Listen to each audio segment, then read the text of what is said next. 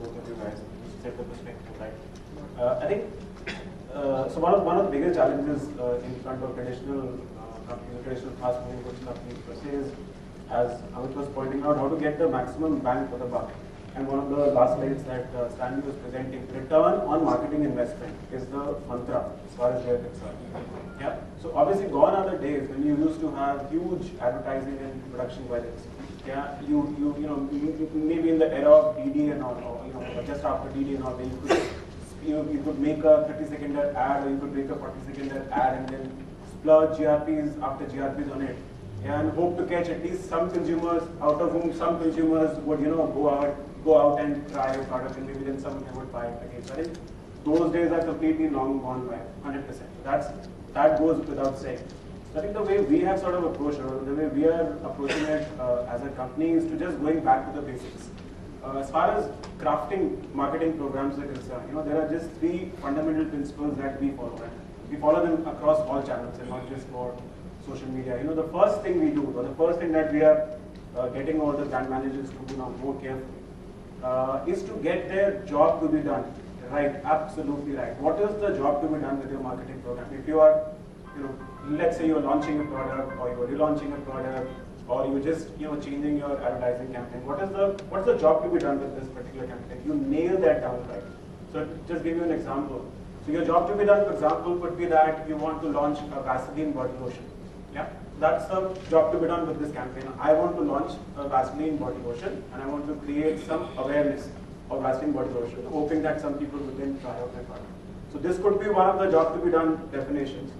Or it could be written a little more sharply, and you could add, let's say, the demographic set and say, I want to launch Vaseline body lotion in 6 metros, yeah, and create awareness. So as you keep on getting sharper and sharper, you are giving all your support agencies, your creative agencies, and your media agencies more and more of these things to bite on. Yeah, and hence they then keep on sharpening their own marketing programs per se. So you start with getting the demographics right. And then one more variable, I think somebody was talking in the morning about emotions, how important emotions are, in terms of buying a product. And that was absolutely correct. So, it's easy to get demographics right of your consumer. You know that my consumer is SECA, he is 25 years old, he said he lives in the city. But looking at a consumer as a human being, that's where the real challenge lies. And that's what we call psychographics. So getting the psychographics or the emotional parameters right of that consumer is the other big challenge here. So again, in the same job to be done, if I put in Vaseline, I want to launch a Vaseline body lotion in 6 metros amongst socioeconomic class SECA consumers, men 25 to 45, who are socially active, who are very socially active. Yeah, I have given another hook to my media agency now, that when you're doing your channel planning exercise, you look into things like, you look into things where the current socially active male would go. And that's where social media comes in. And that's where internet would come in, basically, because that's what the current 25 to 35-year-old or 25 to 45-year-old male is doing. So my point is, till you get your job to be done right and really, really sharply defined, you will never be able to get a granularity in channel selection, and you will never be able to get the kind of benefit that a social media is going to give you. Yeah? So that's the first principle which I was saying, the three fundamentals, getting your job to be done right. The second principle, obviously, to get your consumer right, and again, this is something I'm sure you guys have heard a number of times, but again, the more granular you become about the consumer, the more sharply focused your marketing program is going to be, and the lesser money you'll have to spend. And the third mantra, of course, is to basically have a proper channel selection tool. Now, all of us have heard about social media, so I won't go too much into detail, right? But one of the key things, one of the key big behavioral changes which is happening now in brand managers and in marketeers, is that, see, earlier what used to happen 4-5 years ago was that you used to do 360-degree campaign. So you had, let's say a couple of crore to spend on a campaign. You spend X amount on TV. You make a TV ad, then you replicate it on point of sale, then you replicate it in radio, then you do a print campaign based on TVC, and then you spend about 5% on internet based on your TV ad. That's how your typical 360 campaigns used to get divided. So internet used to be done as an afterthought. That okay, I'm doing a 360, so I need to do internet as well. Now the shift which is happening, and more of it needs to happen, is that all channels are treated equally or at par. Yeah, and you can then rule them out. So you start by saying that internet is as equal a channel or as important a channel as television. Now what this has led you to do is that you will then craft out a message for internet which is suited for the medium, rather than take your TVC and adapt it to internet. Yeah, and I think those are some of the key mindset changes or behavioral changes which are still happening as we sort of move along. And I think it's something that we see in all our marketing campaigns. And as I said, the whole mantra is getting the maximum return on your marketing investment. Until you follow these fundamental principles, I think it will be a really, really long. Coming on to, I would like to now pull in Jaideep from the media space. So you are on both the sides, right? So it will be a very nice perspective to get somebody who is through whom we do a lot of our campaigns, and who himself is doing campaigns for his own business. So how does things work in media space, and particularly when you are looking at the cost-effective campaign? See, media, I would say, is one of the categories in business which essentially works on low-cost marketing. So while you are creating campaigns for the clients, you at the same time have to make sure that your brand is marketed well.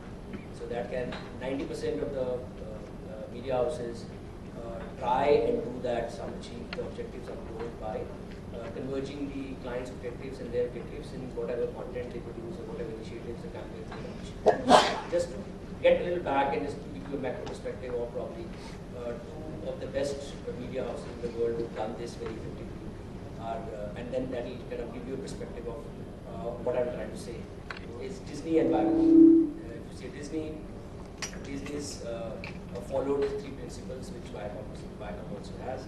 That first, invest in the product. If you want to, in the end, go and achieve a low-cost campaign or low-cost marketing on a sustained basis, first invest in your product and make sure that your product is differentiated USP for the TG you are targeting. If that's not there, you can never get a low-cost campaign going on. The principles for getting a low-cost marketing will never happen if your product is very weak. It is not related to the TG you are targeting.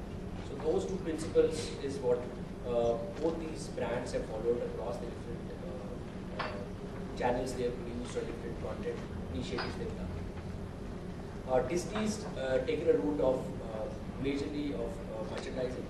They have created many merchandising products, so you see all their characters across different categories which kind of go and touch their TV very quickly. What they've done very carefully is that they've chosen the right partners to take the merchandising campaigns.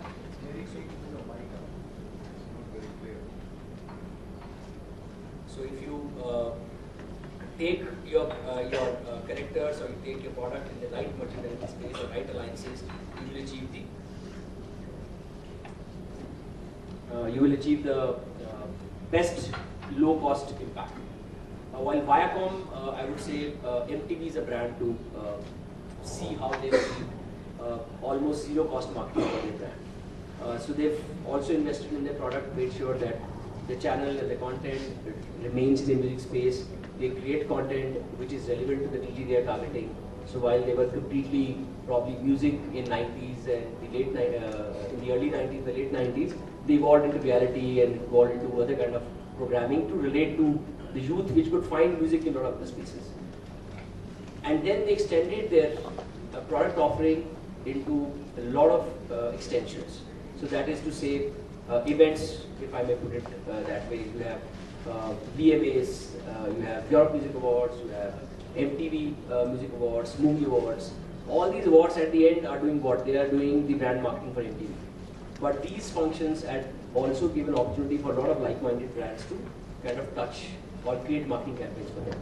So there MTV as a brand has been globally been able to create a lot of campaigns on a pure marketing front, which have worked for the clients who come and funded them, while MTV as a brand could also do the marketing for their brand. They've also used CSR in a big way. So MTV is a very big force when it comes to doing initiatives around AIDS. And that has gone globally across a lot of countries. Now coming back to India, how has probably MTV India been able to do low-cost marketing? Three factors again. We've invested in the product, we've made sure that the offering is relevant to the TG, and we've also made sure that we evolve as the TG evolves.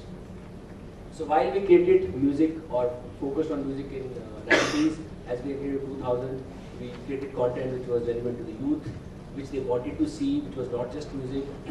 And we also entered into social media, and that was almost 3 to 4 years back when it was small. So you need to have the eye to see what is the evolving stage, which is the thing which is evolving in your TG's mind, and capture it early rather than capturing it late. So we started putting all our properties, whether it was a Roadies or a Spritzvilla or XYZ, whatever properties which were big, in which behind properties we were investing, we created all those properties to have a digital life. So all the properties had a fan book page, a Facebook page. And today we have, in 3 years' time, combined communities on 3 to 4 properties, around 12 to 14 million people, which has given